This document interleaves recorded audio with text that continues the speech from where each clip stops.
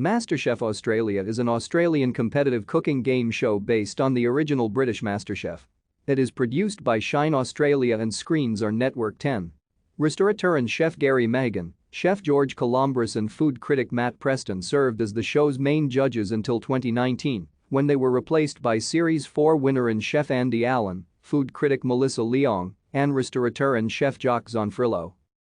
The series has also spawned 4 spin-off series: Celebrity MasterChef Australia, which featured celebrity contestants; Junior MasterChef Australia, which featured younger contestants; MasterChef Australia All-Stars, which featured returning contestants from the first 3 series; and MasterChef Australia, The Professionals, which featured professional chefs as contestants.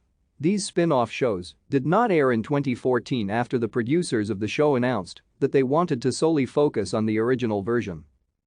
MasterChef Australia has a different format from that of the original British MasterChef, and MasterChef goes large formats. Thank you for watching. Like and subscribe if you would like to view more of our videos. Have a nice day.